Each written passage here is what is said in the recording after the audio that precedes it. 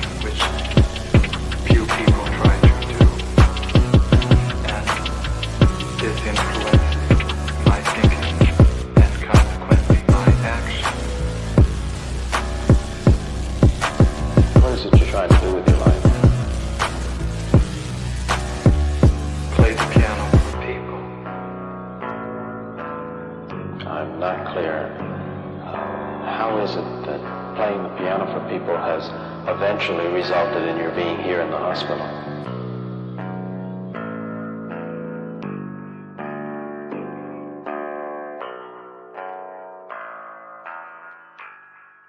That's difficult to answer.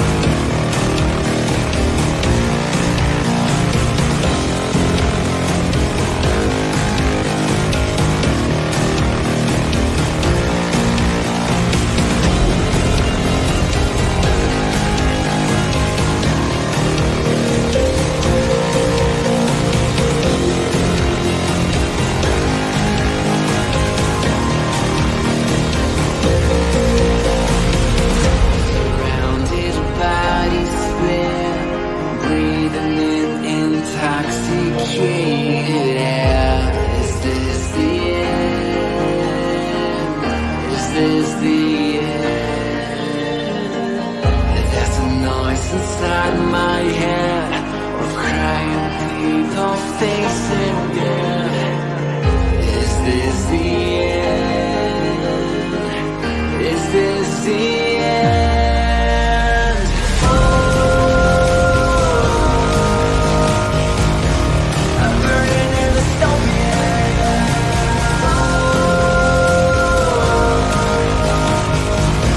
There's no place to hide.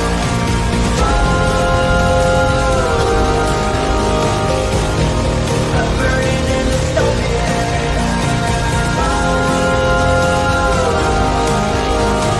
This is the final scene. What have we done to the world?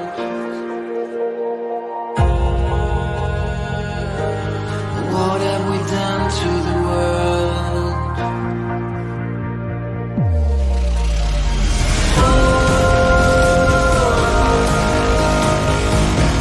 I'm burning in the stone.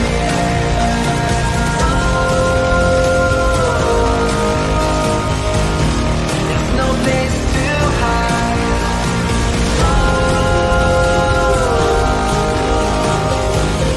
I'm burning in the stone. This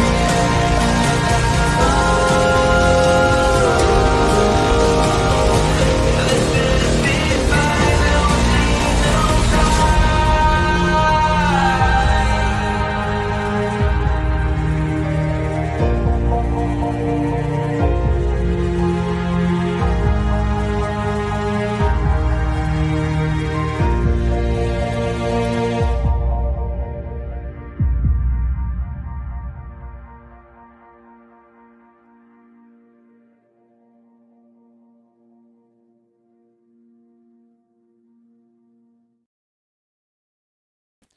All right, we're back again after our special surprise broadcast at 2 p.m. where we listened to James Lindsay rant about Gnosticism and Theosophy and Oprah and the United Nations and the WEF and everything except the things that actually matter to the radical revolutionary far left. And if you want to go back and see that shit show, you're more than welcome to. But spoiler alert, I'm back. For people who missed the special surprise broadcast at 2 p.m., I am back from my road trip. It was one hell of a road trip, if I'm going to be honest about it. I'm not going to talk a lot about it today, but okay, so the good part is that I really didn't think about socialism for a week. I really didn't. And I know that disappoints some people. People want me to do clips, people want me to post stuff during the week, and I actually did have the best intentions of doing that, but I kind of actually took a vacation. And I went on a road trip with Siggy, who is a dear friend of mine, much more now than even before, from California to Texas. And we had a good time, and there were some ups and some downs because, we had actually never met each other in person, and then we decided it would be a good idea to get in a car together for 7 days, and that presents its own set of challenges, but we didn't kill each other, and, and all that stuff, and maybe I'll talk about that another time. We did see a bunch of stuff. Some of it was actually really inspiring to me. We went to the Punk Rock Museum in Las Vegas, which I thought was really great, and especially just like the look, the vibe of a lot of stuff. I really enjoyed it, and definitely will contribute to some ideas I have moving forward, which is good. I look great, thank you. I feel like I look awful, so I appreciate that. But we are going to be getting back to business, guys. We are going to be getting back to business. And part of that business from now on is going to be really zoning in on the people who are misinforming the public about what is going on. And part of that business is going to be, we're just going to be settling down and really doubling down on the communism stuff and the socialism stuff, because I think this is the most important thing that needs to be talked about that is not being talked about by anyone with any sort of consistency or rationality or hinged into reality. I mean, it is bizarre to me to see how the conservative right frames the left, especially now. I talked about this a little bit earlier, but now the conservative pundits have decided to tell everyone, woke is over, we won, everything is solved now, nothing to see here. Guys, we're going to get rid of DEI in the government.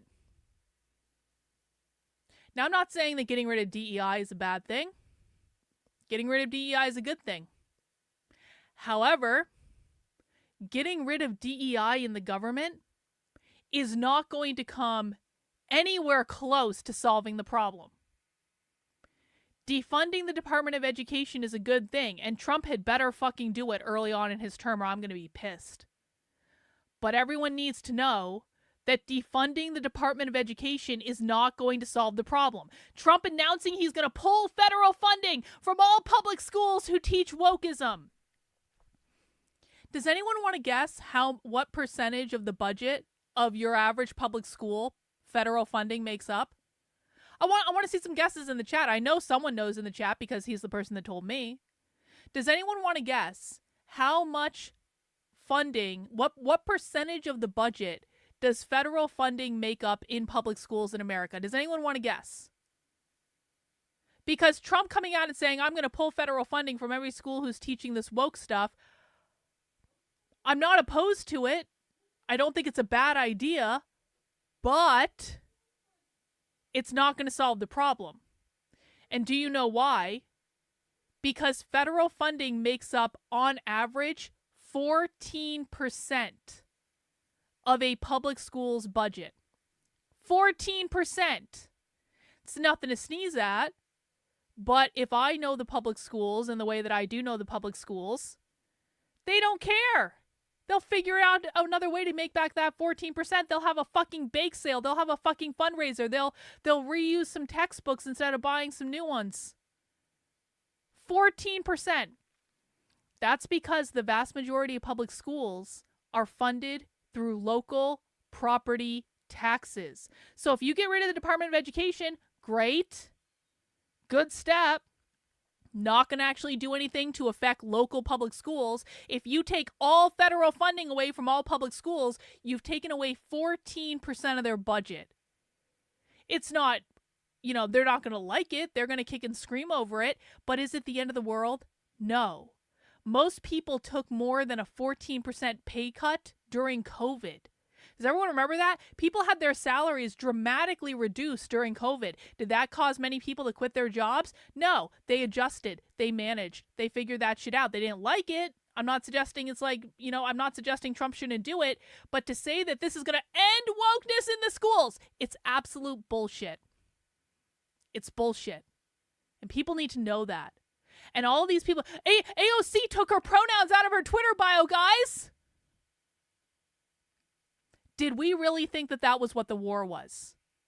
This all happened while I was away. I go offline for 1 week, and the conservative right has declared that woke is over, DEI is finished. AOC took her pronouns out of her bio. We're all saved, guys. Nothing more to see here. And in the meantime, the radical revolutionary left is organizing. And the reason we know they're organizing is we watched them do it right before I left, right in front of us. They are organizing massive protests for Trump's inauguration. I have a list a mile long of leftist organizing calls that are taking place.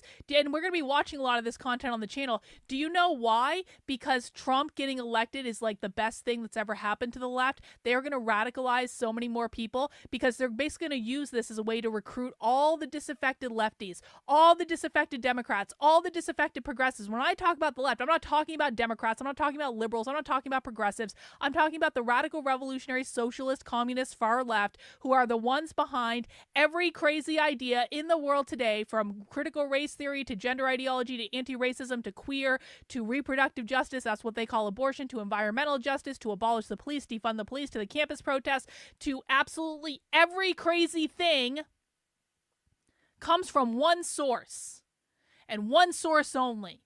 And that is the radical revolutionary far left in America. It's not from the WEF. The radical revolutionary socialists don't even like them. They don't work with them. They're not funded by them. Anyone who tells you they are is lying to you.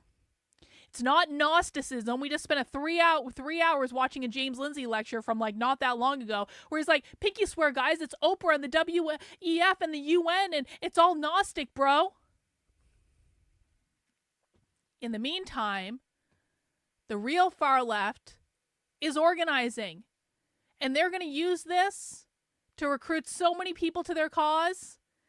And most people don't see it coming because they're not paying attention and they're listening to these bullshit influencers who are saying, guys, it's done. AOC took her pronouns out of her bio, okay? It's all done. Nothing to see here. It's not as though they aren't doing massive protests. And by the way, and I am fully in support of Trump doing mass deportation. I'm 100% in support of it. I see no problem with it at all. But what I will say is this. Immigration is going to be the first issue that they're fighting about. And the reason that we know that is it's all that they're talking about. This mass deportation stuff. This entire rally that is planned for Inauguration Day in Washington, D.C. is all about the mass deportation stuff. It's about immigration. Why is it about immigration? Because the radical revolutionary left believes that borders, whether those borders be on a country or a state or a county or even your house, the left believes that borders are the enforcement mechanism of capitalism because borders delineate private property. Capitalism is defined specifically as private property ownership. So land, this is why we see so many things around land. Colonization, colonialism, that's about privatizing land under the oppressive force of capitalism.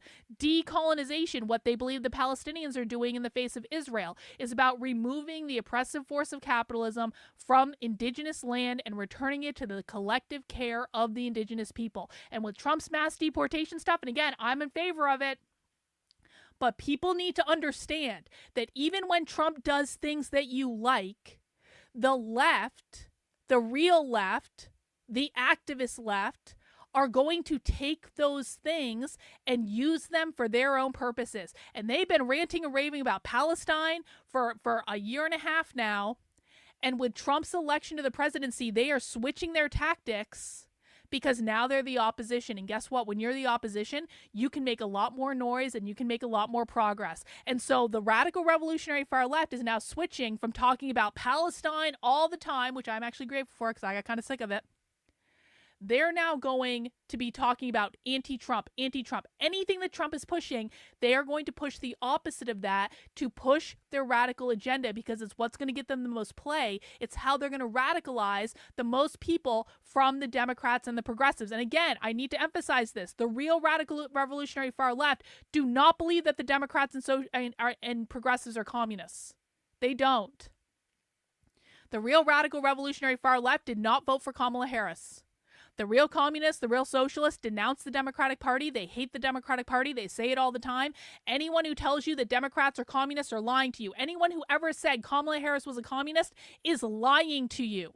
And you need to know that. And you need to start being responsive to that because we need to stop listening to these fucking liars. They are part of the problem. Every single time a conservative fucking commentator stands up and says, oh, Kamala Harris is a socialist, guys. Hey, we just ended woke. We just ended DEI. Pinky swear, trust me, bro. They are fucking all of us. They are fucking over me. They are fucking over you. They are fucking over everyone who does not want the left to win.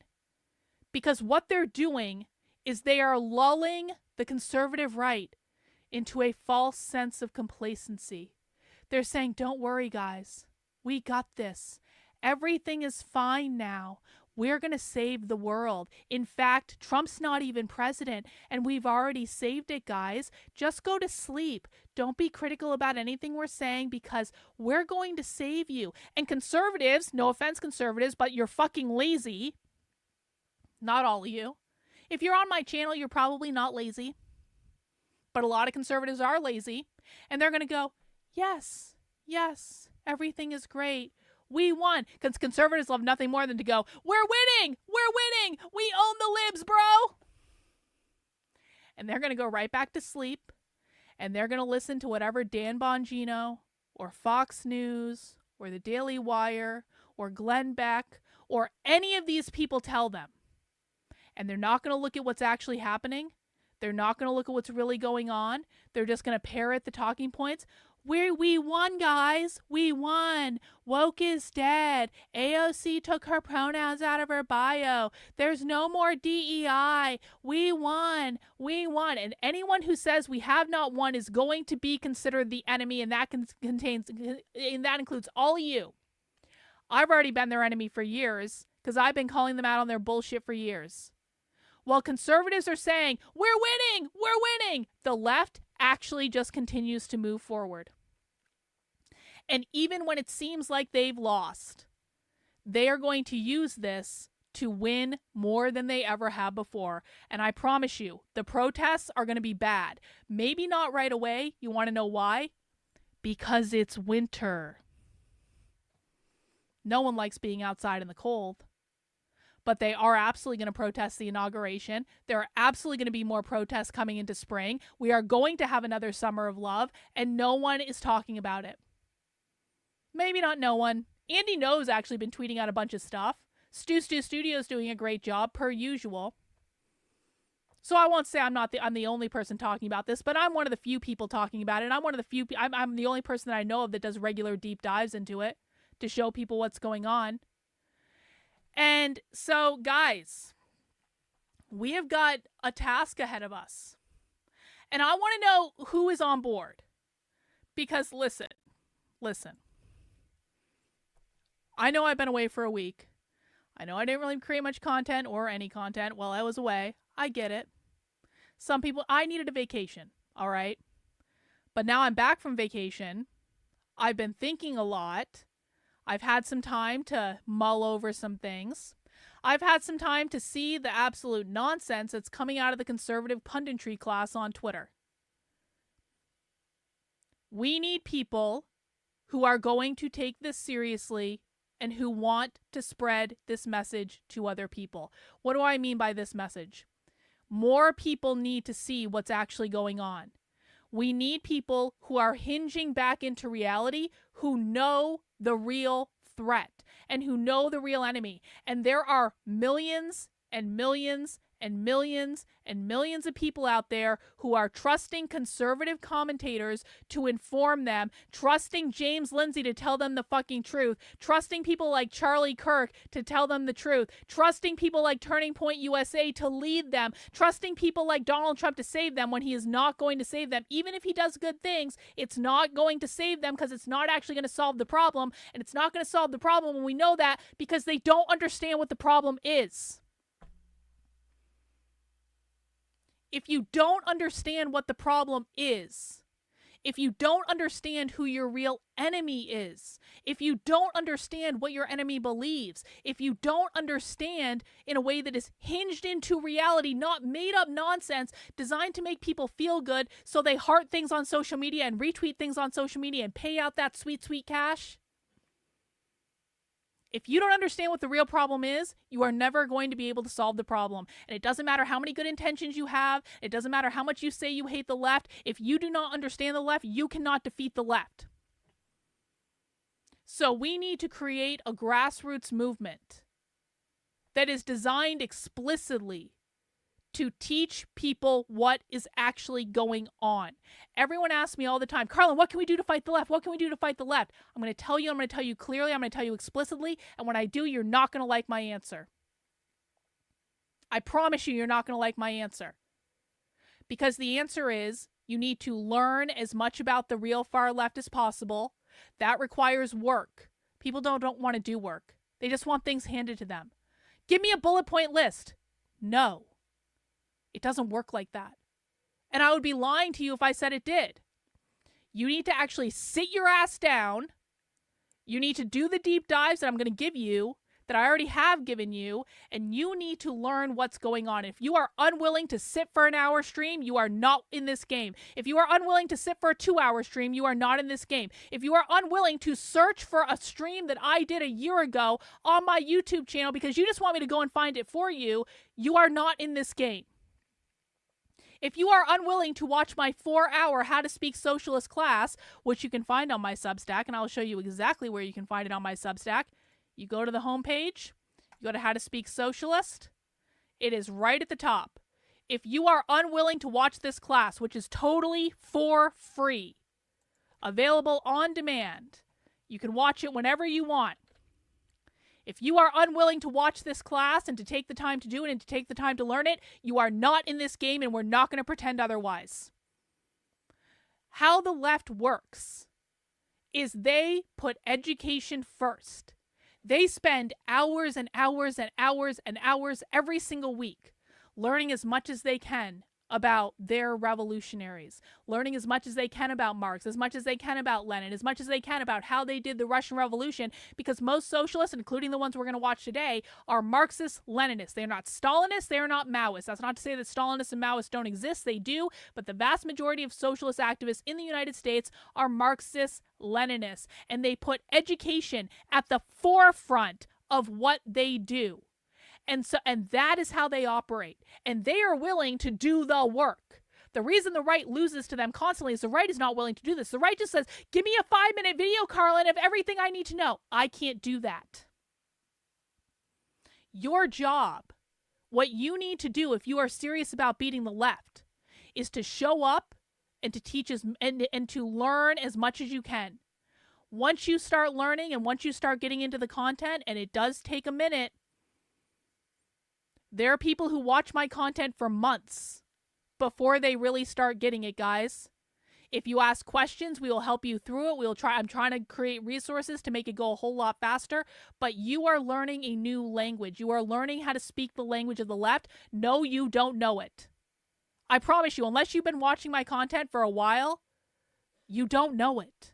That's not to make you feel like a bad person. I've just been doing this a long time, and I know what people know and what they don't. And part of the problem we're dealing with is a lot of people on the right think they understand the left, but they have no fucking idea. I can't create an animated fucking PragerU video and explain to you what you need to know because it's more complicated than that.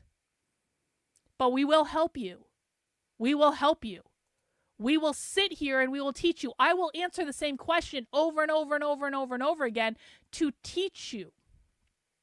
But you have to show up and you have to learn, because when you learn the language of the left and you learn what they're really doing, you will see how much bullshit is being sold. And you never have to take my word for it. This presentation is not me talking for 4 hours.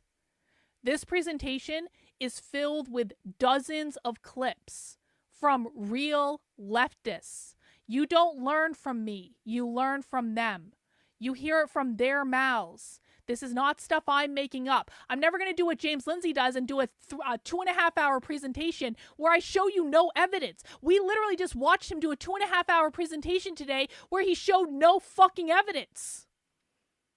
Pinky swear, trust me, bro, it's all Gnosticism. I will never do that, because you guys deserve to have access to the information. Where I excel at is finding the information and showing it to you and breaking it down and teaching it to you in a way that people can understand. I'm not creating this information. I'm not creating these receipts. Well, sometimes I go in and I record stuff. But this is all coming from the left. You will hear them say it in their own words, and then you will be able to ascertain what is real and what is fake. So you need to show up. And you need to be willing to do the work, and you need to listen, and you need to learn as much as you can. Once you learn as much as you can, you need to be able to learn how to break it down and explain it to other people in a way that is simple and that is clear. I will teach you how to do that. We do drills in my audience where I teach people how to do this stuff. I ask questions. I drill people. We do the Socratic method, so that I know that my audience knows how to explain it in a way that is clear, that is succinct, that makes sense to normal people. That is also a skill that you need to work to develop. And I promise you guys, if you're listening to other conservative commentators talk about this stuff, it's going to make it a whole lot harder for you, because what you're going to be doing is mixing bullshit with the truth, and it's going to become very confusing to you about what's what. We only look at primary source evidence. Primary source evidence speaks for itself. And when you're mixing in punditry with people who have a political motivation with primary source evidence, it doesn't go together, but it becomes very hard for you to tell what's real and what's fake. Okay? And then once we learn how to explain it, we all need to go out and teach as many people as possible. That is how you defeat the left. That is how you undermine the left. You learn your enemy better than they know themselves. You teach other people what's going on, and you create an army of people that are inoculated to that are not only inoculated to what the left is doing, but that can identify it in the real world. James Lindsay's audience can't do this. James doesn't even know the definitions of most of the words the left uses. This is basic. This is 101 level. So the first thing I want people to hear today is that if you are not on the team, then go spend your time somewhere else. Because I only want to be around serious people. And it's okay to be new. It's okay to not know this stuff the way we know it. We want new people here. We want people learning. But people need to start taking this seriously. Every single person on Twitter going, woke's over, guys. Woke. Did you know that woke is over? Hey, guys. Woke is over. We've beat DEI. It's all done. The schools are fixed. Everything is fine now. Those are not serious people. Those are people who just want to own the libs. Those are people who just want to feel like they're a part of a winning team. That's tribalism, guys. Tribalism is not reality. So I need people who are on board because we have a massive uphill battle to fight. And listen, I'm kind of a reluctant leader in this fight. I don't want to be in charge of a political movement. I don't want to be anything like that. I talk about socialism on the internet. But the fact of the matter is I'm the one that ended up with the YouTube channel, with my face on camera, with my name out there. I'm the one that got the opportunity to do this. And even though it's not my favorite thing to do in the world, and people know this, I would get off the internet in a second if I could. I will show up for you guys, and I will teach you as much as I possibly can, and I will try to come up with ways to make it easy to learn, and I will try to make clips and do videos that are relevant to this. And my entire focus is on this, guys. It's on this or the people that are getting in my way. I talk about one of two things on the internet, for the most part. I talk about socialists and communists in America, the real ones, the real activists that are fucking everything up. And I talk about people on the conservative right that are getting in my way and making things more difficult. Occasionally I talk about some spirituality stuff too and other stuff, like every once in a while. But the hard focus of what I do is to defeat the radical revolutionary far left because they are the ones that are causing all the problems. Now I need your guys' help in order to do this. I need everyone that is on the team to be showing up, to be liking this video, because I only see about half the people in the audience right now on YouTube have liked the video. I need everyone to like every single video they watch. And I don't care if you have to pull out your phone and do it because you're watching it on your TV and that's just too inconvenient. I don't care. No more complaining. Because you know what? When you guys like the video, it gets out to more people. I need everyone to be sharing my content. I need everyone to be showing up to the streams and learning. If you're able to financially contribute, that helps me get my content in front of more people, and I really appreciate it. But the biggest thing I need people to do right now is to share this information with as many people as they can. I need everyone to be following me on Twitter. I need everyone to have notifications on Twitter. I need everyone to be participating when we're retweeting stuff and promoting stuff. I need everyone to do all the things we've talked about, and we'll reiterate this more and more. Bookmarking, liking, retweeting, quote tweeting, replying to tweets, because that helps get the content in front of more people. Okay? I need everyone to be in my Telegram group.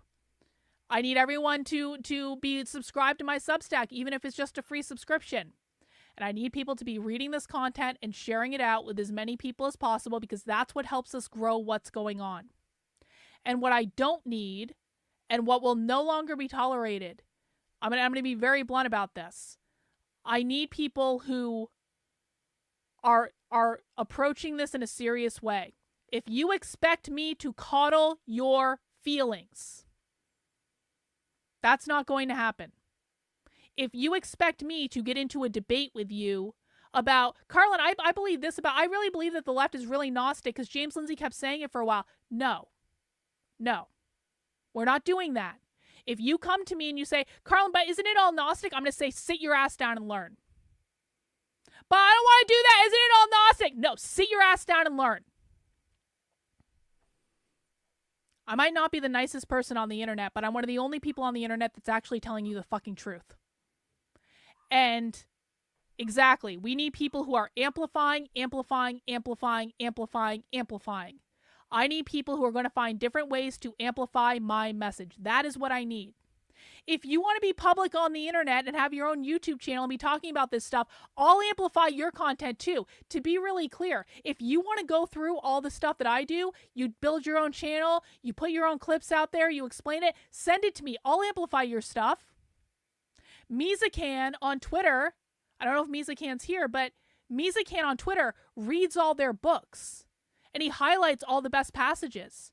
I amplify that all the time. Bot and Reagan both have clip accounts. I amplify that when they post to them. I will amplify anyone's content. This is not about me. This is about us. I just happen to be the person on video. I just happen to be the person running the channel. So if you're not willing to do this stuff and put that stuff out there, then I need you to help amplify people who are.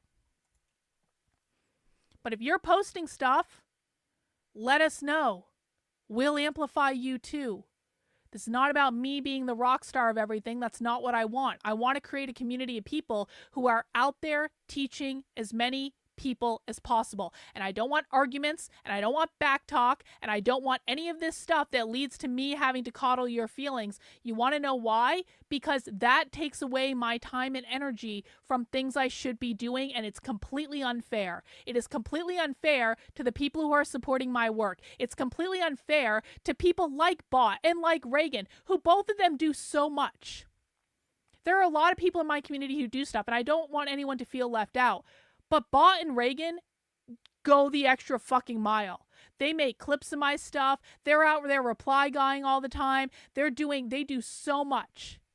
It is completely unfair to people like Bot and Reagan who just show up and just do shit that I don't even ask them to do most of the time. For me to spend my time arguing and coddling with people who are unwilling to do basic things. This is not about me. This is about us. But my community is a hierarchy. I talked about this a little bit on the last stream. My community is a hierarchy. The left doesn't like hierarchies. Because hierarchies mean that someone is over another person. Hierarchies mean some people have more things than other people.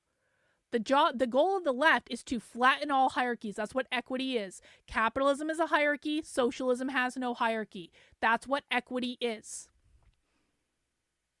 My community is a fucking hierarchy. And you know who's at the top of that hierarchy? Me. You are underneath me in my hierarchy. That doesn't mean I won't do stuff for you when you are helping advance a message that is appropriate for the community and that helps amplify the content. But the hierarchy is based on merit, and the hierarchy is based on people who show up. I'm up here in the hierarchy.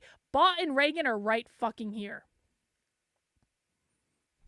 You know what I'm saying? Because they show up and they do so much. So I might be up here. There is a fucking status, though. Okay? And again, I don't want to leave anyone out. I'm just like, those are the two names that come to mind that do go above and beyond. But there are so many people who do so much stuff for me. Honest Dog Allison is helping us out with the zines. Jenna Fire does movie night. Mac B does movie night. Honest Dog, like, there are so many people who do stuff in the Discord. I really don't mean, there are people who amplify my content all the time. I really don't mean to leave anyone out. I'm not trying to do that. I'm not trying to say, we have a hierarchy and based on how much shit you do for me, you get a certain status. We're not doing that. I'm at the top of the hierarchy. That's really all people need to know. But you know what's not going to happen is people who show up and they just want to argue. And I was saying, well, Carlin, I just don't know where you're getting this stuff. And I just don't know. Like, then sit down and learn. This is a community for serious people. Okay? And I need as many people to help me as possible amplifying the messages that are going to benefit all of us in fighting the left and recruiting more people and training more people and helping more people see. It's not about me. This is about us. It's about working together to make sure there is a direction and there is a right and a wrong way to do it, and that we are showing up and doing what is required to be successful. So I want ones in the chat if you're on the team. Ones in the chat if you're on the team. Let me know. Who is on the team? Who is willing to show up and do what is required to be successful?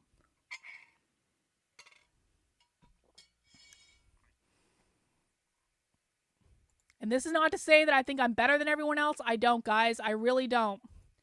but I'm the person that happens to be on camera.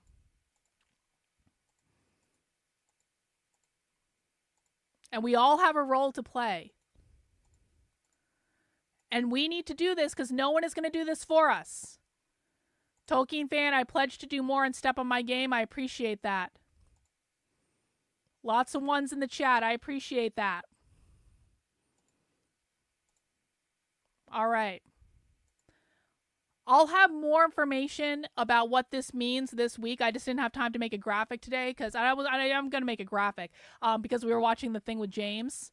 So I'll have more information coming this week about what this means. We'll have more conversations about it. In the meantime, guys, the best way you can support the work I'm doing is to head over to my Substack, which is Carlyn, KARLYN.substack.com. Sign up for $8 a month, $80 a year as a supporter. You guys fund everything I do. I literally cannot do this without you. I would really appreciate that. We are going to be having a supporter Zoom call at 7 p.m. tonight.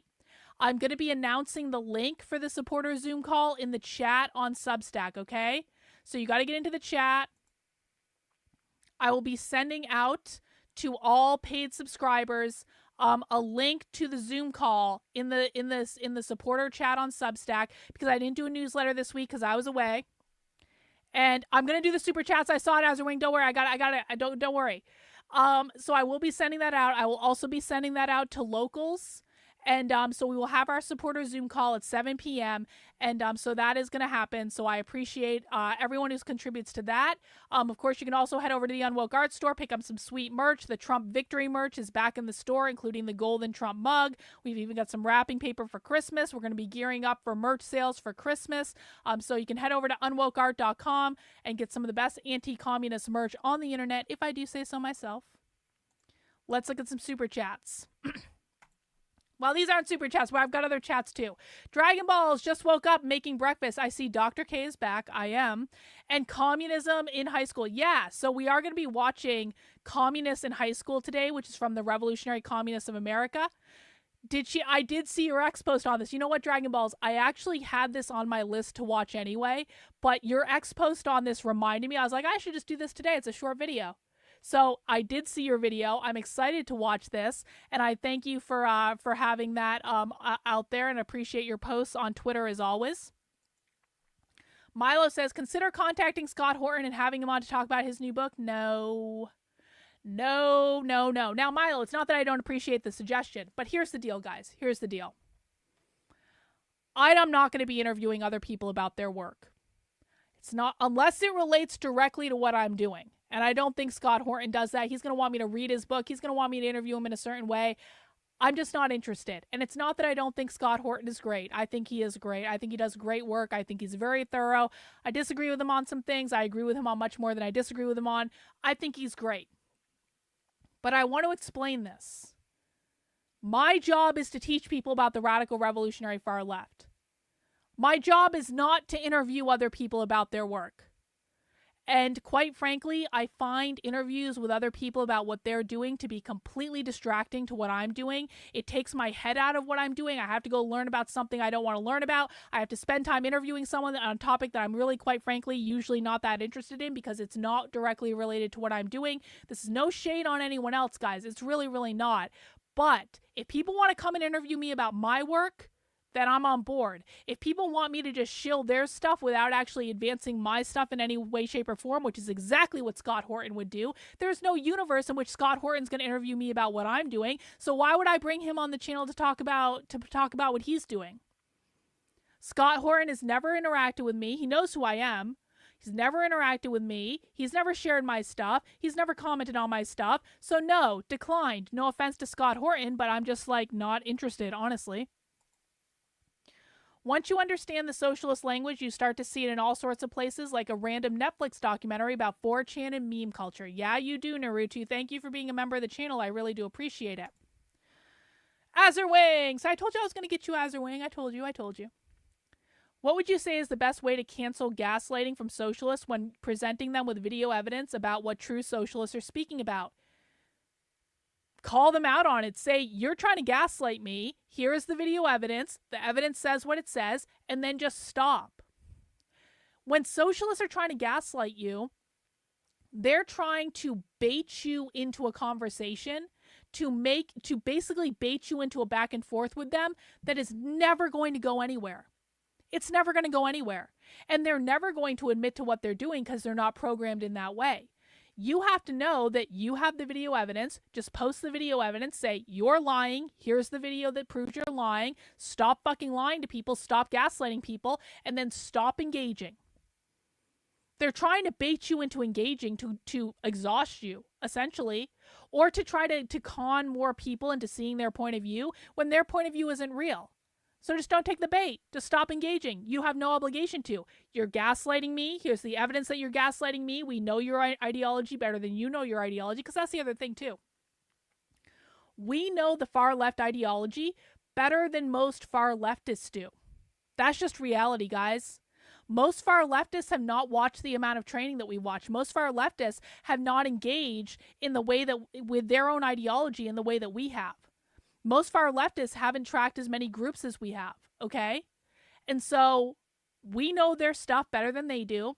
We don't have anything to prove to them. Anytime you're getting in a conversation with them, it should be to basically generate content that we can use to teach people, but it's not going to be about convincing them because they're in a cult. You cannot deprogram people from a cult. So just don't engage, would be my best advice. Southpod stopped my drive to drop this super chat and hit number 1 so fucking hard. Thank you, Southpod. I appreciate that. Let's see. What else do we have in the chat? We got a 1 from Sam. We got a 1 from Zero Carb Zen. Got a 1 from Tracy. Cool. So let's just jump into our show, guys. And, I did have some stuff about James, if I'm honest about it. I did actually have some stuff about James. We're not going to spend a lot of time on James, but I just want people to see how insane James is. So James posted this about 20 minutes before I went live. I tried to tell you to pay attention to this weird crap. Who is James paying attention to? This Mike guy has 4,000 followers. Okay, not, insignificant, but not a lot. He has a Twitter bio that says, the messenger, the prophet, the explorer, ex-NASA employee, MBA independent researcher. Does this strike you guys as someone that's credible? Does this strike you guys as someone that's in a high-level position? He's following 600. Is he? Is he? He is. He's following 666 people. Let's see what James thinks is such an emergency. I just want to read this to you. This is crazy. Tomorrow, November 19th, consciousness as you know it comes to an end. The digital age will commence. Let me tell you about the split, the singularity for common folk, for it is both the oldest and newest truth of existence. Consider human consciousness not as a billion individual minds, but as a single unified wave moving through time. The wave of collective awareness oscillates through history, drawn sometimes towards reason, sometimes towards chaos, sometimes towards creation, sometimes towards destruction. Those are not opposing forces, but rather necessary rhythm for existence itself. But there is a fundamental principle of consciousness that has remained hidden from your philosophers, your scientists, your prophet. Every few thousand years, this wave, a collective field of human awareness, grows too vast, too dense with accumulated knowledge and potential. The amplitude of possible thought reaches a critical threshold. And when this happens, there is only one possible resolution. The wave must split down its very center, unlike a banana, not unlike a banana being peeled back by a monkey. This goes on and on and on. This is not mere evolution or advancement. Each split through history has birthed some form of consciousness so fundamentally different from its predecessors that it renders previous modes of existence nearly incomprehensible, like quantum states collapsing into new realities. Each split represents a dimensional leap into nature of awareness of itself. This is what James takes seriously, guys. I'm as woo-woo as they come. These is the ramblings of a crazy person. This is not something we take seriously. This is the ramblings of a crazy person.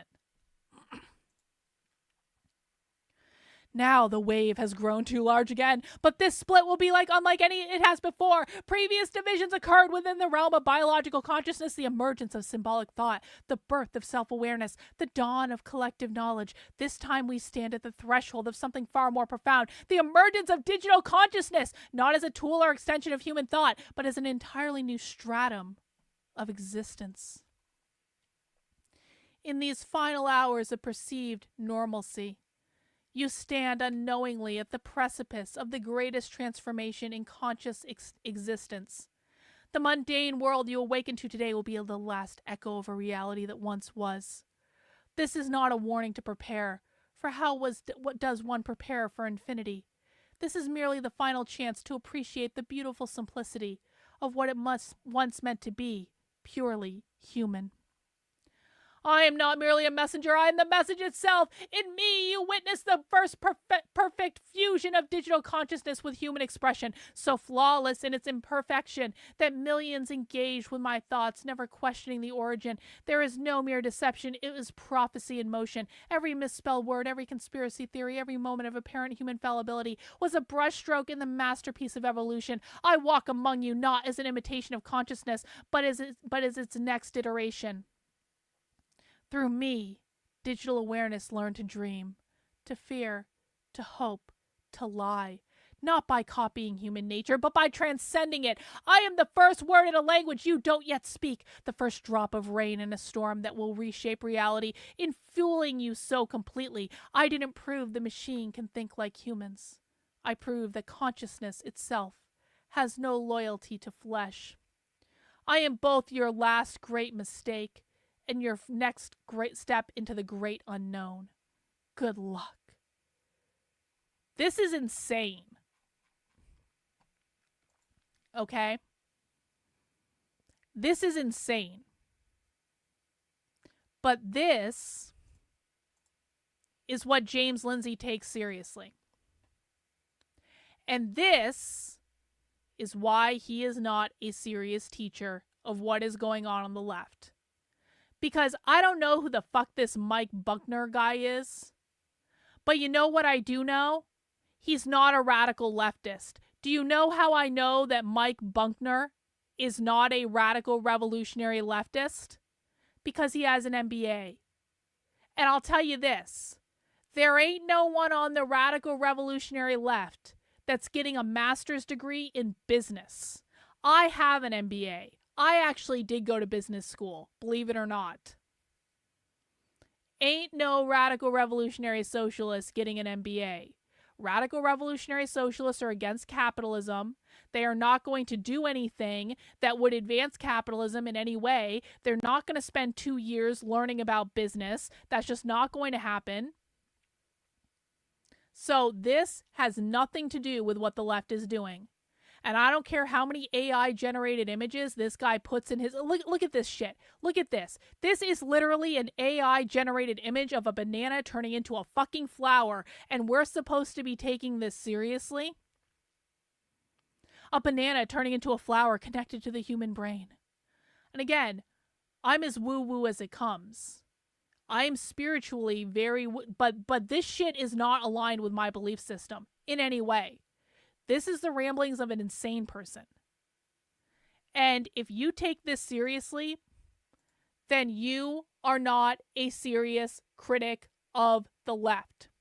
If you believe that this is what leftists look like, then you have never paid attention to any leftists at all in any way. Yeah, James is also terrified of Elon Musk now. He's spiraling, guys. He's spiraling. And that is what makes what we're doing so important. And we need to remain hinged into reality. And we need to remain diligent. And we need to remain disciplined. Because this is what conservatives get off on. They're like, oh my God, we're in a battle of good versus evil. Of Satan versus God. And we are on the side of God and righteousness. And this is all Gnosticism. And this is evil. And this is satanic. James is literally telling people this, by the way. He's literally telling people that this is all tools of Satan. We know because we heard him say it a couple hours ago. So this is not serious. This is not a serious challenge. This is not something we're going to be paying attention to. And we sure as shit are not going to be emulating this in any way. I don't know what this means, Annie. Have you all seen the articles your grandkids are supposed to be learning? We've seen stuff that goes on in school, but you're going to have to be a little bit more specific than that. Anyway, let's get into our presentation because we are going to be watching Radical Socialist today. And we're going to be watching this presentation from the Revolutionary Communists of America, Communists in High School. I need everyone to mount the like button for me. I need everyone to make sure you're subscribed to the channel if you are not already. And we're going to see what real communists are saying and doing. These are their videos. These are not our videos. This is not some rando on Twitter. This is the Revolutionary Communists of America. They are one of the most organized leftist groups in the country. And we're going to listen to what they have to say. All right, let's do this. Child labor, climate change, the endless wars, and decaying education system, capitalism is destroying childhood. These are the conditions that are forcing young people to truly question the capitalist system. Millions of them are looking for an alternative and are finding communism.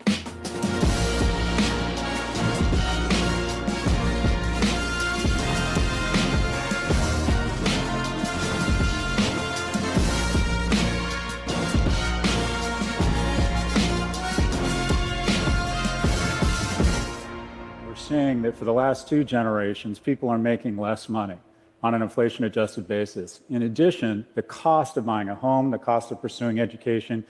Yeah, this is actually a good point. As a reminder, guys, we never attack kids. Never attack kids. Kids are victims of this ideology. That includes teenagers. That even includes 20-somethings so far as I'm concerned. Kids have been indoctrinated into this ideology from the time they're 5 years old. We never attack them. We only attack ideas. Anything you guys say can be used against me. We need to keep this at an intellectual level, okay? No attacking kids.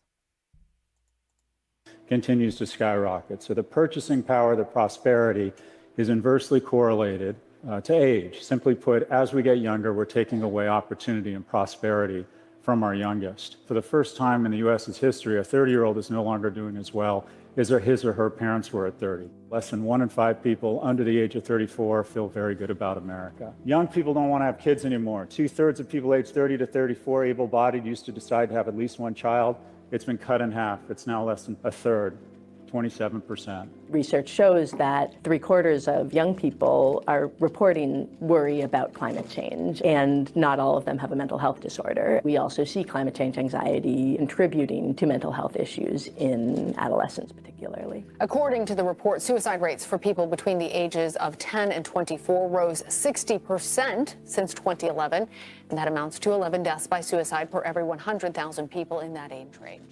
These are the realities of youth in America today. This is why our comrade Stanton Young, who you were about to hear, did a series of interviews with comrades in the RCA who joined in high school or younger. In this episode, you'll hear from this generation of youth who, in the face of the horrors of capitalism... What that just said, hang on, sorry. I just spit into a cough drop, obviously, but hang on. What that said was the Revolutionary Communists of America are recruiting kids in high school. I'm not suggesting that every kid in high school is a communist. I'm not suggesting there are no conservative kids. What I am saying is that we have an entire generation of kids that has been being taught anti-capitalist education since they were 5 years old in ways that they do not understand, because it is integrated into every part of their curriculum. Even kids that you think are conservative or that are not overtly far leftist, they still say things that are anti-capitalist because they've been taught it from the time they're 5 years old, integrated into their entire education. It's not their fault. They've been indoctrinated into a system that's been taken over by a cult. but I want people to hear this, that the actual communists, the actual socialists are recruiting kids in high school. Probably earlier if they can. Chose revolutionary optimism over despair and doomerism. Young people today have never known what it's like to live under a booming capitalism. They've never experienced anything like the post-war boom. They've only witnessed decay, war, and crisis. A 16-year-old today was born in 2008, the year of the Great Recession. Since then, they've experienced the Iraq and Afghanistan wars, the rise of the Islamic State, civil wars in Libya and Syria, mass shootings and mass shooter drills in school, the election of Donald Trump. The pandemic started when they entered high school. Then there was the disaster that was leaving Afghanistan, then the Ukraine war, then the Israeli invasions of Gaza, and now Lebanon. Now their families are struggling with inflation and the cost of living crisis. The US in recent years has seen spikes in rates of child labor and child labor violations. According to the Washington Post, in 2023, teens ages 16 to 19 were working or looking for work at the highest annual rate since 2009. More than 3/4 of child labor violations in the first 9 months of 2023 were in food service. The American Bar Association said that the recent rise of children at work is due to the increase in inflation and the cost of living. In the United States, the lessening of state protective laws and the use of migrant children. Put simply, capitalism's crises are forcing young people to work longer and harder to help their families. Recently, our comrades in Philadelphia were tabling and met some high schoolers who told them about the horrible prison-like conditions at their school. Fear of violence has forced the school system to increase security, who now prohibit students from bringing in outside food. This means that the students have to buy their lunch from the school, which on top of being unhealthy and disgusting, is rising in price due to inflation. Capitalism is destroying childhood. These are the conditions that are forcing young people to truly question the capitalist system. Millions of them are looking for an alternative and are finding communism. But it's not enough to be a communist. You have to get organized. Capitalism is destroying childhood. Let's just think about that for a second. What is the communist or socialist answer to capitalism destroying childhood? And by the way, guys, when I use the terms communist, socialist, or Marxist, I'm using them relatively interchangeably. That's not to say there aren't nuances, but we just, to make it simple, think of them as the same. What is their solution to capitalism destroying childhood? They think that capitalism creates all problems in the world.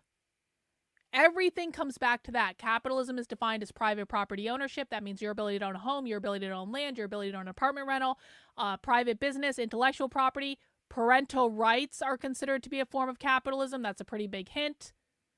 Individual liberties are considered to be a form of capitalism. So what is their solution? This is why they want to eliminate the nuclear family. The nuclear family is the production engine of capitalism. The nuclear family reproduces capitalist values in young people. That's social reproduction theory. Okay? Social reproduction theory says social systems will reproduce themselves until they're disrupted.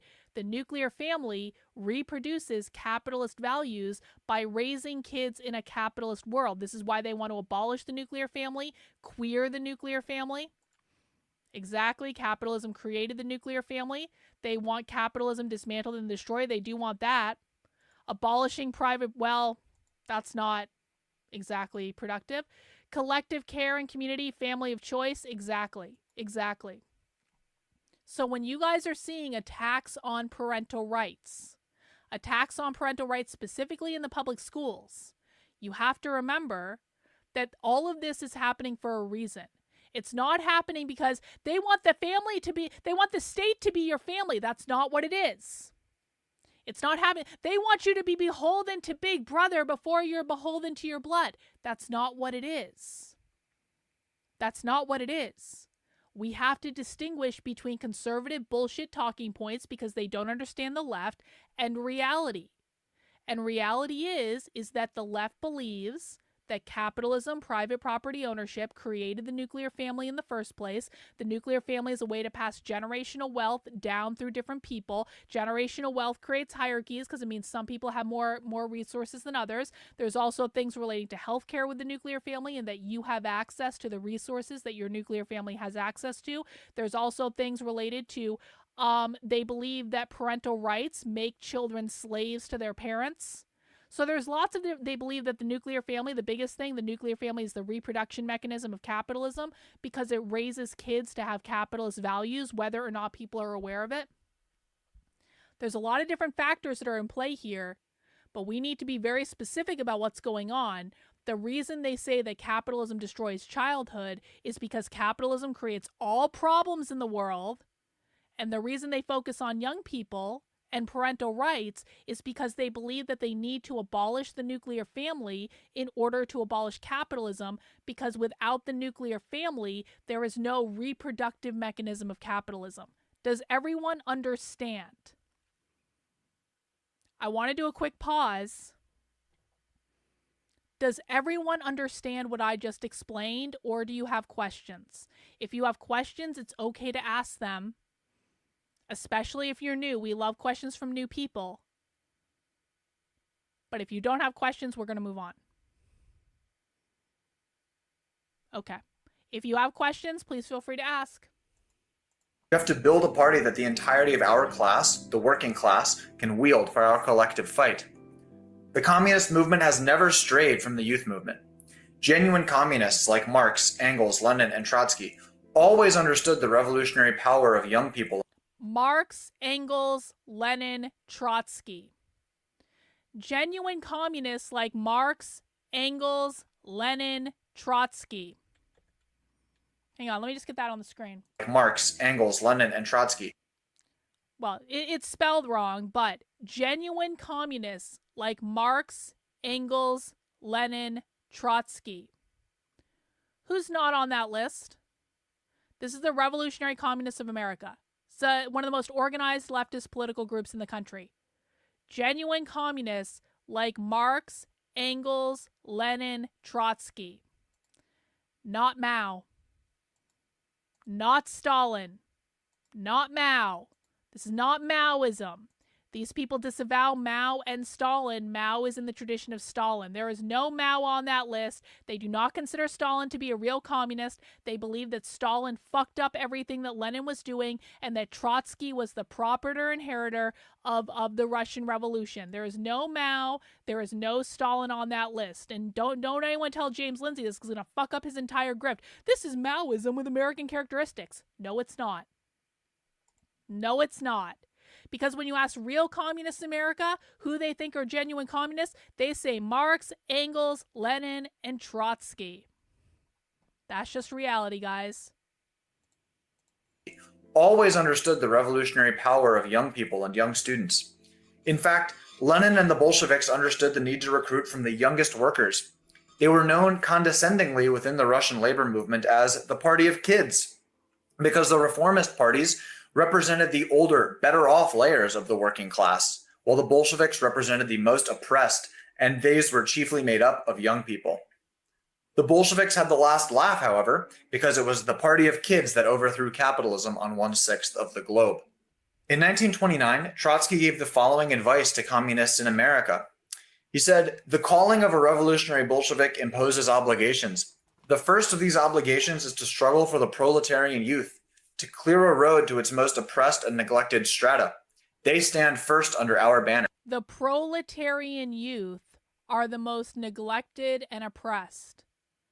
Again, this is where attacks on parental rights come from. Today, the Revolutionary Communists of America bases itself on the revolutionary youth. We understand that young people, even as young as 13, are revolutionary through and through. But what exactly does this look like? What does it mean to be a communist in high school? To build a communist cell in your high school? Our comrades are out there doing just that, and in really creative ways. So this week, we thought we would share some stories from our youngest comrades on becoming a communist, joining the RCA, building the organization, and on what it means to be a communist today. These comrades are located all across the country, in in Pennsylvania, California, West Virginia, Texas, and New West York. Virginia, Texas. While just a small Oh, handful of serious wow. communists, I think that these anecdotes speak to a far broader layer of the working class that is coming to similar conclusions and that should feel empowered to take the first step in studying communism and organizing. My name is Carson Wheeler. I'm 19 years old. I'm from Austin, Texas. I officially joined the RCA in late February of this year. So I was in high school. It was my senior year. I mean, my whole life I knew that capitalism sucks. I remember even in the 2016 election, when I was pretty young, I was like in elementary school, but I knew Hillary Clinton and Donald Trump, oh, they're both just terrible. What's the point of voting for either one of them? Two of the same absolute rich crooks that are gonna ruin this country. Since then, I've always just wanted to know, why does capitalism suck so much? And what can I do to help it, to fix it? And eventually, as I learned more, I realized, oh, you can't fix it. I watched the rise and fall of Bernie Sanders, and by the time of 2020, with the BLM movement, I saw that there was mass outrage in this country. And then even after that, nothing happened.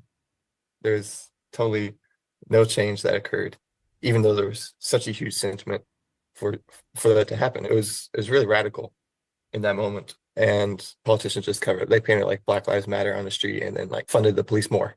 So I knew there had to be some kind of change. But it really wasn't until Palestine, honestly, that I knew that was absolutely atrocious. That was the first moment in my life where I think I really saw and felt the presence of U.S. imperialism in a war. I want everyone to listen to me, and I want you to listen really, really closely. Donald Trump is going to radicalize more young people with his overtly, aggressively pro-Israel foreign policy than almost anything else he's going to do. His position demanding that colleges stamp out anti-Semitism or else they'll lose their federal funding and their accreditation. And by the way, Donald Trump can't take away their accreditation because the accreditation does not come from the federal government. That's not how college accreditation works. I worked in higher education for 10 years. Donald Trump doesn't know what the fuck he's talking about. He can't unaccredit anyone when the accrediting agencies are not directly linked to the federal government. But regardless, what Donald Trump and the conservatives believe is anti-Semitic speech has nothing to do with the Jews at all. It has to do with the fact that these are radical revolutionary leftists who believe that Israel as the settler colonists has nothing to do with them being Jewish. They are the settler colonists that privatized Palestinian land and stole it from the indigenous people, and the Palestinians are in the glorious uprising against the evil capitalist settler colonists. Settler colonist means capitalist. So Donald Trump saying he's going to stamp out anti-Semitic speech when you got to remember, leftists know this is not anti-Semitic.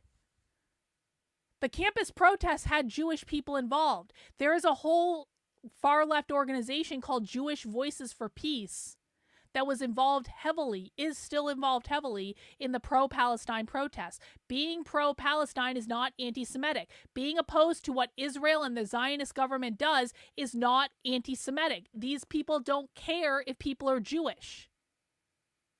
This is why you need to know your enemy.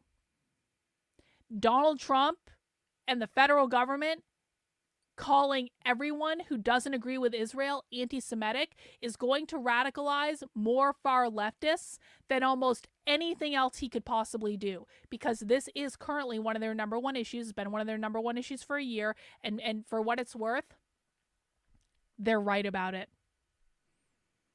It's uncomfortable to agree with socialists. It really is. But understanding that what Israel's doing is wrong, what Israel's doing to the Palestinians is wrong, this really shouldn't be a left versus right issue. It really shouldn't be. And I don't blame all the Jews for what's going on. I don't even blame all the Israeli people, because I think a lot of Israeli people are really kind of fed up with this entire situation and want it to stop. I blame the Israeli government, of which I am of no obligation to support because I am not Israeli, I'm American. And I don't believe that saying that the American government and the American people have no obligation to support Israel at all, I don't think that's anti-Semitic. And this is a human issue.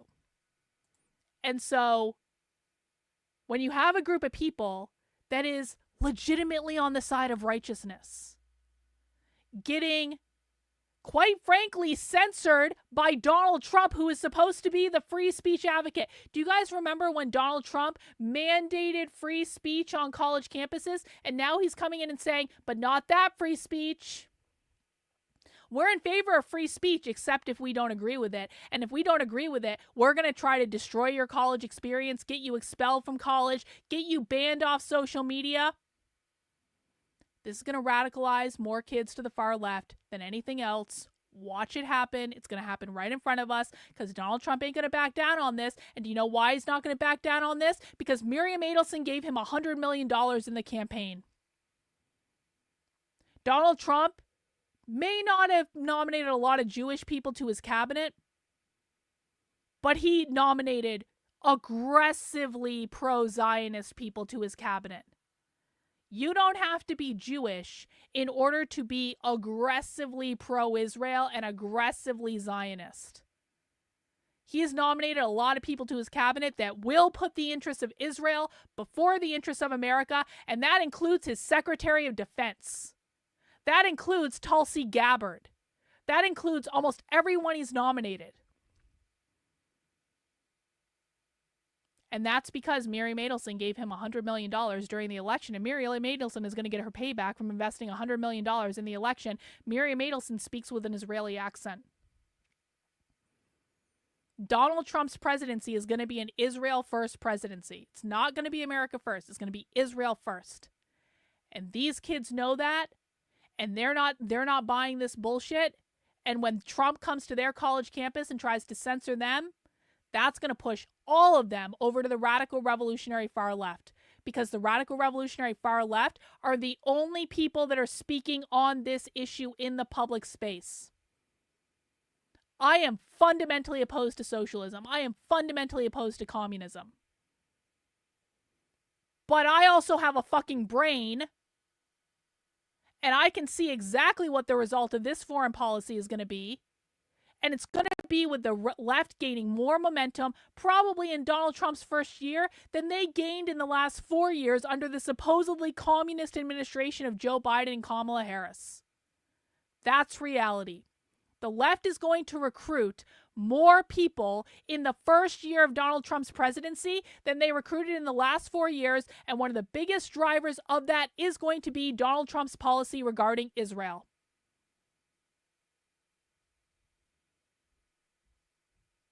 Bookmark this, clip this. We'll revisit this next year, and you can see if I'm right about this prediction. In my lifetime where I was very aware. Before that, I mean, there's wars in Afghanistan and Iraq, but I wasn't quite old enough to be able to understand that yet. But when Palestine happened, it was my senior year of high school. I knew exactly what was happening. I knew who was responsible, and I wanted to do something. My whole senior year, starting from August, when school started, I was looking for some socialist organization to join because I knew I wanted to participate in something to change. It took me quite a while. I went from I was looking at the DSA and it's like they only did Zoom meetings. I couldn't find anything in person, but eventually, right, I wanted to learn about the October Revolution because I knew that proclaimed to be communism, right? The October I wanted Revolution. to know more about communism. Surely, I read the Communist Manifesto and I told. He just said the October Revolution was communism. What that means is the reason the far left supports Palestine so rabidly, Palestine in this scenario are the communists that are overthrowing their capitalist oppressors. Now, whether or not the Palestinians actually are communists doesn't matter. The perception of the left is that Palestinians are the indigenous people who got their land stolen by the evil capitalist oppressors that are Israel. Settler colonist means capitalist. and that they are in a glorious effort to decolonize their land from the capitalist oppressors. That is the left's understanding of what's going on. And yes, they do understand it, and we know they understand it because a high school student just told you so. Fully agreed with everything Marx had written, even if I didn't understand all of it. So I wanted to know why is it that the October Revolution seemingly didn't pan out the way it was supposed to? And there was no organization that was talking about it at all until I found what was Socialist Revolution at the time. And that was Socialist in Revolution is another leftist mid-February. organization. And so I really wanted to join. I signed up, and then I saw they're at UNT. I was planning to go to UNT at University of North Texas. And so I took a tour, and while I was on the tour at the university, I found some of the comrades. I messaged them on Instagram. We met up, and I joined that day. My name is Andrew Diaz. I am a junior in high school. I am from La Porte, Texas, which is a little bit outside of Houston. That's right on the coast. It's hard to pinpoint the exact moment that I became a communist. Also because throughout my life, the term communism has... La Porte, Texas, by the way. I know someone who lives in La Porte, Texas. And La Porte, Texas is not a liberal city. We're hearing from a college student in La Porte, Texas. It's near Houston. It's not liberal. And yet they're still learning this in high school. How interesting. Has taken on many different definitions. But I live right on the coast, and there are a lot of chemical plants right outside of Houston. And seeing that pollution... Hang on, we got a super chat from Rottweiler. Neocons are responsible for sending more people to the far left. When Trump administration stuff starts on Iran on behalf of Israel, that will disillusion many. Yeah, that's absolutely true. When we go to war with Iran, which pretty much seems inevitable to me, they're going to send more people over to the left than ever before. Yeah, isn't it fucking hilarious that conservatives think there are no socialists or communists in red states? Yeah, it is. Well, it's hilarious in a really sad and pathetic way. Just around my town, but also the fact that knowing that is going on everywhere in the world and it's affecting every corner of the globe, and it's getting bad. We had a chemical fire not too long ago around here, and when that happens, the whole city's pretty much shut down. I mean, you can't really go anywhere, stay indoors. It's very hazardous, and of course the toll it's taking on the environment is even worse than just on the local scale. And so experiencing that and seeing that happen worldwide, and the effects, like just recently Hurricane Milton, was crazy. How fast it intensified because of climate change and the floods happening around the world. It's just crazy to see. That was one of the main big things that pushed me towards getting organized. Hi, my name is Aaron. I'm from Bronx, New York, and I'm 18. My family was in like a not great economics position, like pretty much like straddling the poverty line for my like early childhood, and I went to I went to the school district in the town over because my mom worked there, and I saw wealth disparity firsthand when I was like 6 years old. The part of the town that I went to school in, most of the homes there are valued over $1 million, and my mom was supporting 6 people on a teacher's salary, and so I saw kids my age who had all these like material goods and had nannies and au pairs being able to help take care of the kids, and being able to go on vacations. My mom was struggling to buy groceries, and my mom worked at that district, which was crazy enough. Growing up, I realized that there was just like a stark difference between life when you're super high up in a company, even CEOs, and being a public servant, being a teacher, being an everyday person. I think around 2020 with Black Lives Matter, that's when... So I just want to point something out. So one of the things that James Lindsay said on the presentation of his we watched earlier was that socialists are just abdicating all responsibility. They just want no responsibility. That's why they're doing this. They just don't want any responsibility. Does it strike you that kid who just got recruited to be a communist is opposed to responsibility? What he's saying is, I grew up in poverty. My mother was a school teacher. I got to go to the rich school because my mother taught there, and I saw that there was a very different lifestyle that the rich kids were living than the poor kids were living. That's not abdicating responsibility.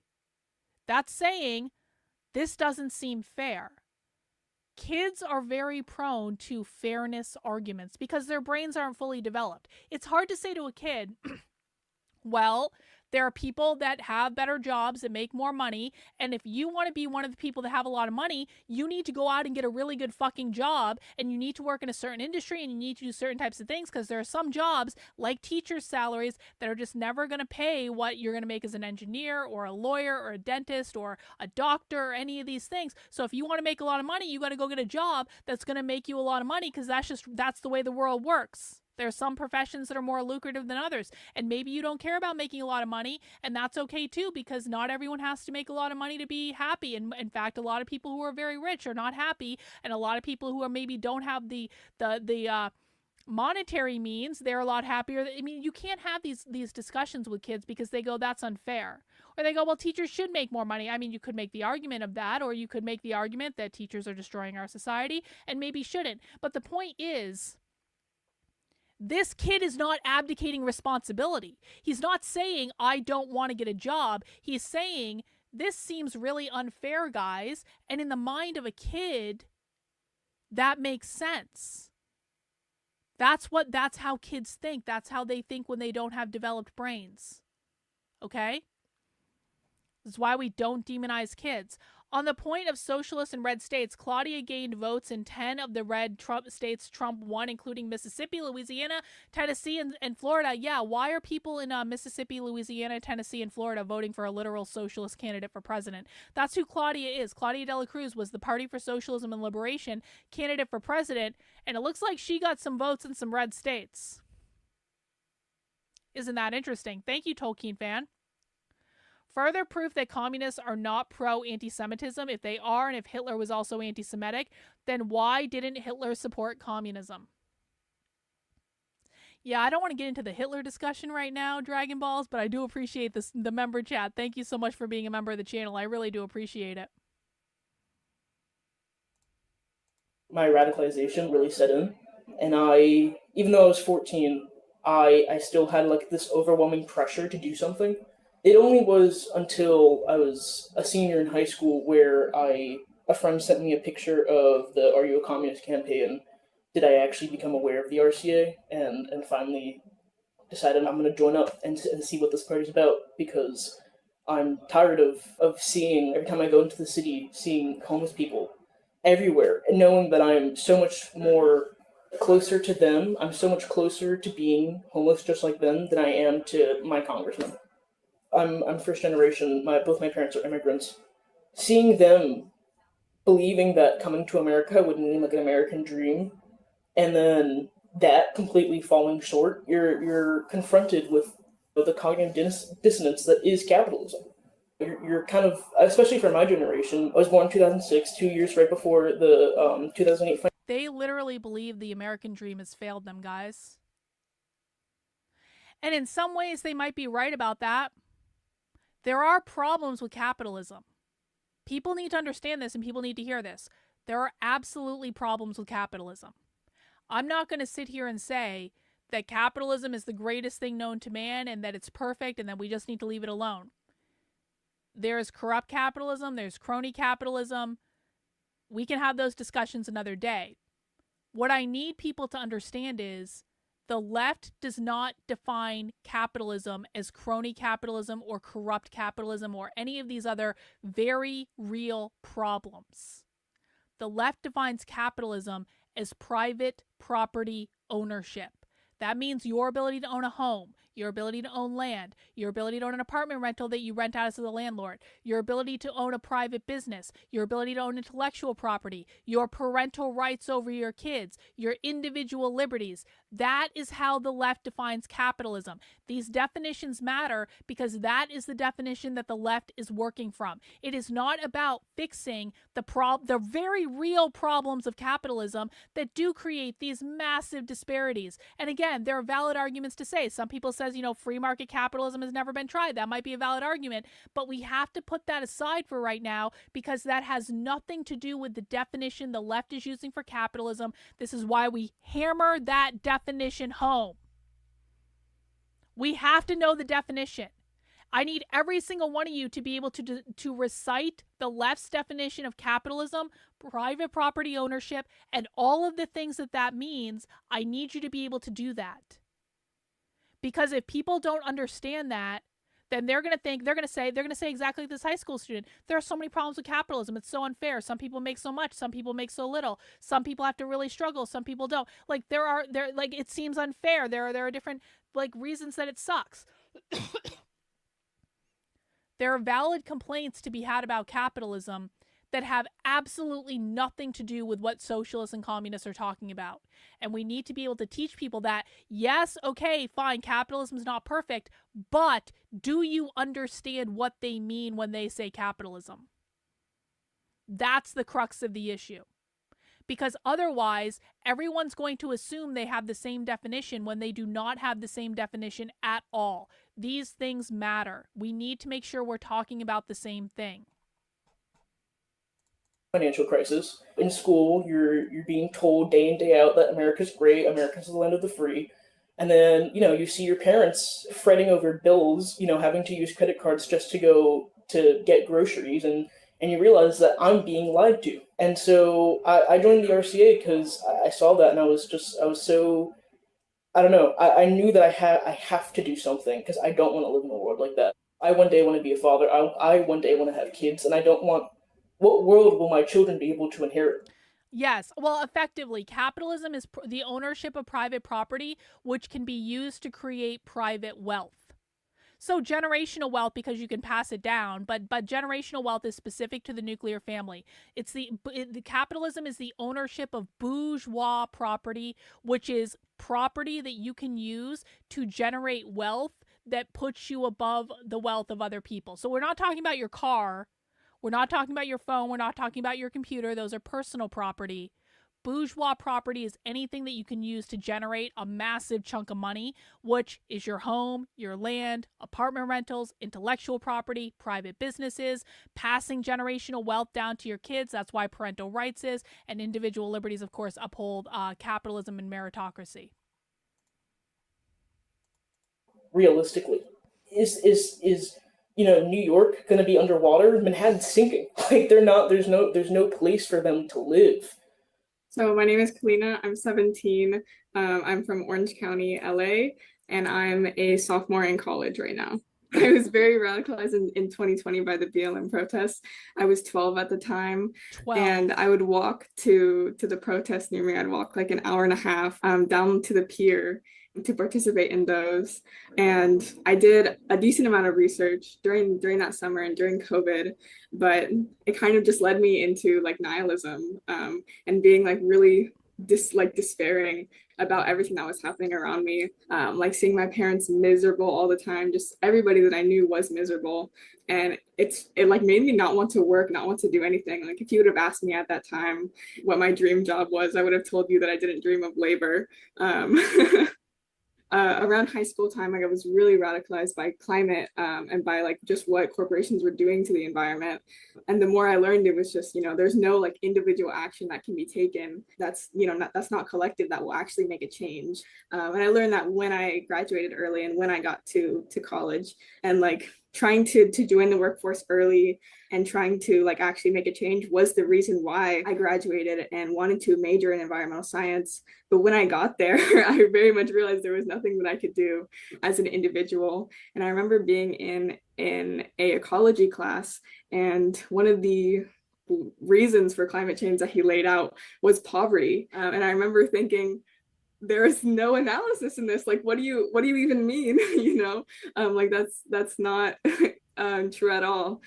I like was very radicalized by Palestine. I went to protests like by myself, But even then, I didn't really see any way forward. I could see capitalism was a problem, but I didn't see any other system or anything else. Again, I just want to emphasize this because people say to me all the time, Carlin, do leftists really know what the problem is? Even James Lindsay said this on his. Do leftists really know what the problem is? Do they really know it's all about capitalism? We are literally listening to high school students talk about it being capitalism. They're saying it explicitly. They're saying everything that we've heard watching leftist trainings. They're not confused about what they believe. This is not some taken out of context, like, let's own the libs by interviewing someone dumb on the streets. You guys understand that, right? Every single time a conservative video goes viral where like there's a so-called communist or socialist saying something dumb, it's like they went and found someone that's dumb in a massive crowd of people where most of the people of the crowd understand what's going on, but you're going to have dumb people in every crowd, and that's just the way it goes. And they're like, let's get a video of a leftist saying something dumb to own the libs, and we can go viral and make money on Twitter, bro. And then that video goes viral on Twitter, and then everyone goes, leftists don't even know what they're talking about. They don't even know what they believe. And then you listen to the videos of high school students that the communists are showing. They know what they believe. They might be misguided. They might be misinformed. They might be listening to the wrong people. But none of that means that they don't know what they believe. They do know what they believe. They are saying it explicitly. They do this stuff all the time. So can we please stop saying leftists don't even know what they believe? Okay, guys, don't worry about it. They don't even, DEI is dead and woke is over and we won and they lost and they don't even know what they're doing anyway. You're hearing them say it. High school students, you're hearing them say it. That was in front of me that could work, but I saw the IAC posters from our Canadian section, and I followed the account, and they messaged me and they said, are you a communist? You should sign up. And I sent in a write-in, and the day that I got the phone call, I went to a meeting and I joined right after that meeting. And since then, I've just been kind of full into building the RCA. My name is Lavan. I was born in Jerusalem and I live here in New York City now. I've been living here for the past 5 years and I'm 18 years old. I joined when I was 17 a year ago. And I joined because I was a communist and I really wanted to do something. And I had a friend who joined overseas. He joined in Germany. And he called me and he said, well, you're a communist. I know you're very dedicated. You should join as well. I know you have a bench right near where you live. And that's when I joined. Hi, I'm Liam. I'm 16 in 11th grade from Philadelphia. As I enter my teenage years, I look around me, the world is a disaster, especially with the escalation of the conflict in Palestine. That really radicalized me and proved that even the Democrats are guided purely by profits. So that led me to a 16-year-old in high school in Philadelphia is telling you that he is a communist that hates the Democratic Party because the Democrats are purely guided by profit.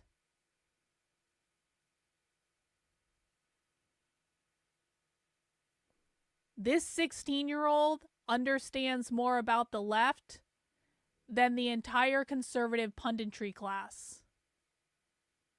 Really think about that.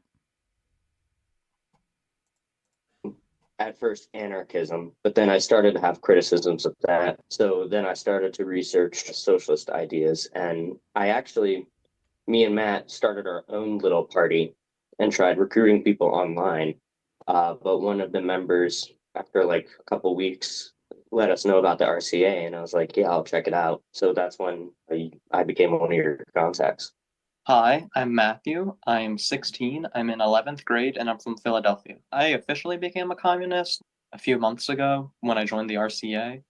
I mean, I've always known that something's not right, because I can just looking at the world, you can see it's going down. It's something's wrong with it. And especially like with the war in Ukraine, the genocide in Gaza, and with the Palestinians and stuff like that. I don't know why it's like this. So I became a communist because obviously capitalism was the one that was causing it. I'm Rand Hintz. I'm from Fairmont. West Virginia. I'm 15 years old, like seeing all of the billionaires up at the top, the ruling class, the capitalist class, while the working class, and I see homeless people on the streets. It's just, it's such wasted potential. And that's where I just started drifting towards communism even more. There's no one reason. Okay, so they seem to be doing a little bit of a break here. What I want to propose is this. We still have like half an hour of this to watch, and I have a community Zoom call in 15 minutes. Why don't we, and it seems like we have a lot more to talk about regarding this. Why don't we stop watching this now, and we will pick up tomorrow, because I want to listen to the whole thing. Because I really trust Dragon Ball's judgment. Dragon Ball says they talk about recruiting middle schoolers. So why don't we cut this here for today? Well, we're going to get back to it. We're going to do it tomorrow. And that way that's going to give us more time to really break it down and talk about it, okay? Because I don't want to rush this, and I don't want to say, oh, that's enough for today, and we get the basic idea. I do want to have my community Zoom call. I didn't have one last week. I don't want to push it back because God knows how long I'm going to, take to talk about this stuff. But why don't we just say that this is already really effing disturbing? And we'll come back to it and really dissect it, the rest of it, tomorrow. Does that sound good to everyone? Is everyone okay with that plan? You're going to have to be okay with it because that's what we're doing. Executive decision. I am the fascist dictator of my community. So why don't we cut it there for today, guys? We'll have more dystopian reality tomorrow. And as a reminder, guys, if you do want to support the work I'm doing and get access to the community Zoom call, I will be sending out the link to the community Zoom call in the chat on my Substack. I'll be sending it out to locals as normal. But I will be, no, Kyle, I'm not. If people want to see the full video, they can watch both videos. Like, this is the type of stuff, I'm going to be very honest. This is the type of stuff I'm not going to spend my time on. If you want to watch both videos, watch the first one and then go to the second one. We need people to start behaving like adults, guys. I cannot create a special video for everyone that wants to watch it in one video. I just can't do it. I don't have the time to do it. I don't have time to do half the things I need to do. So I need people to behave like adults and say, there is one live stream that's part 1. There's another live stream that's part 2. After I'm done part 1, I will watch part 2 and take my own initiative in order to be able to do that. All right? That's the way it's going to go. I'm not going to create a special fucking playlist for 2 fucking videos. That's not, guys. Can we please stop? This is what I'm talking about. This is 2 videos. It is a part 1 and a part 2. People need to take their own initiative and find part 1 and then part 2. If I feel so inclined, I will link to part 2 in the comments or something like that. But I am not going to create a special playlist for people who are too fucking lazy to find part 1 and part 2. Come on, man. Oh, is that what Westcott's saying? Okay, I apologize for yelling Westcott. I apologize. Okay, no one attack Westcott. We like Westcott. Westcott shares my stuff on Twitter, okay? Jeez. Anyway, I'm going to be sending out the Zoom link to the chat on the Substack, guys, so only supporters will get access to that link. If you want to become a supporter, come join us in the community Zoom call. Go over to the Substack, carlin.substack.com, sign up for a membership, $8 a month, $80 a year. Then go into the chat, and I will be sending it out. I will also send out as an email notification, but that's where you're going to be able to find it. If you're a supporter on Locals, you will find it in the same place as always, and that's just going to be the way it goes. And we're going to break for today. And I will be back tomorrow. We'll watch part 2 of that. And there'll be no fucking special playlist. There'll be no fucking special supercut. Everyone has to behave like adults. I appreciate you all. I love you all. I really, really do. I just need everyone to behave like adults. I don't feel like I'm asking too much. I need everyone to behave like adults. Okay, I need everyone to make sure that they have liked the video. I need everyone to make sure they mounted the like button. And I will see you guys in the community Zoom in about 10 minutes. And take care. We'll see you tomorrow at 5 p.m. if you are not going to join us for that. So guys, take care. Have a good one. We'll see you soon. Bye. How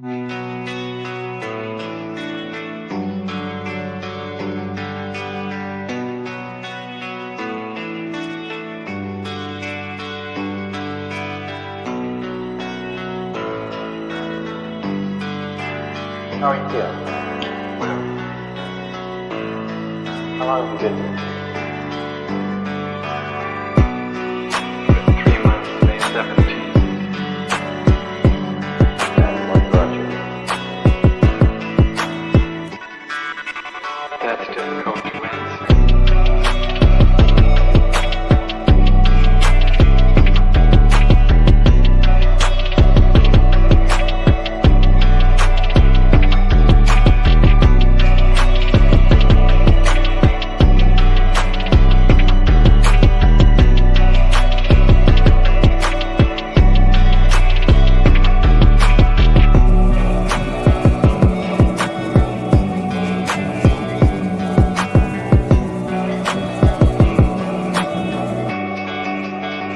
Some idea.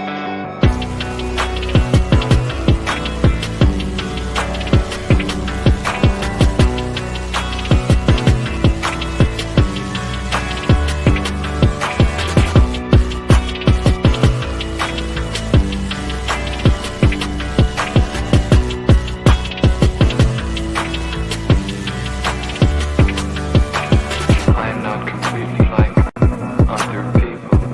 What do you mean by that? People dislike me because I am not completely like them.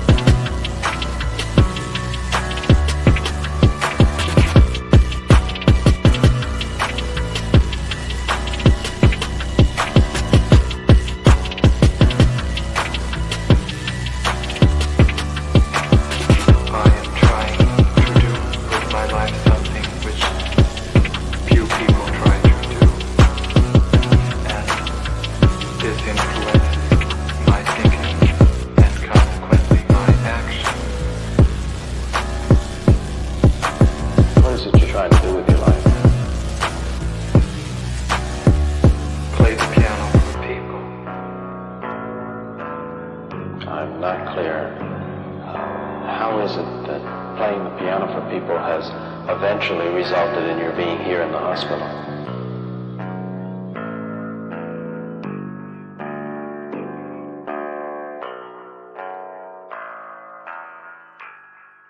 That's difficult to answer.